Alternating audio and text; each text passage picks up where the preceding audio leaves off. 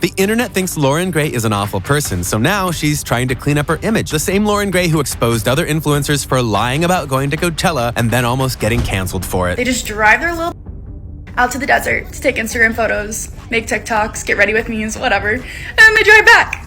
And that's it. Because to them, she's just desperate to keep herself relevant since she's no longer the queen of anything on TikTok. When you become irrelevant and you finally decide to expose everything. Now that Coachella just happened and people are dissing her again about it, it seemed like going to Trisha Paytas' podcast was the perfect opportunity to get her name squeaky clean. While a lot of people sympathized with her because of all the trauma she went through, others are just not on the same page, saying she's probably trying to gain sympathy for clout. I just felt like I was failing in all aspects of my life. In the podcast, Loren opened up about all the devastating things she went through before she even got big online. From being in a relationship with someone 7 years older than her when she was just 17 to her mental health issues, her sit-down talk with Trisha was a never-before-seen tell-all. I mean, you could write a book at 21. You could write your life story There's right so now. much. But the bombshell of all was something really dark. At just 12, she was the victim of a violent SA that got her pregnant at just 13. But as if that's not already bad enough, she also shared something else that she never ever talked about before.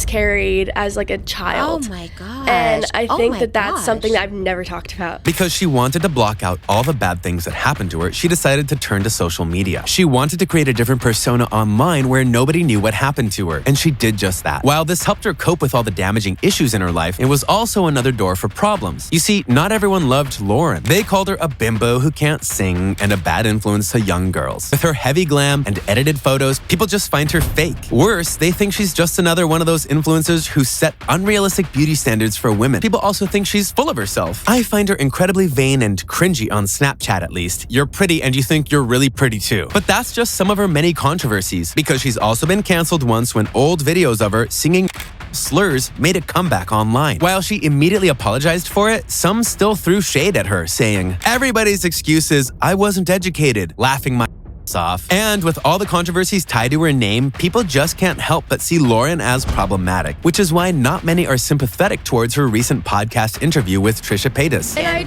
I don't know, I was always very good at keeping things separate. To them, she's just trying to clean up her image, while others suspect that she's trying to stir up some drama since she's no longer the queen of anything, especially on TikTok. But what do you think?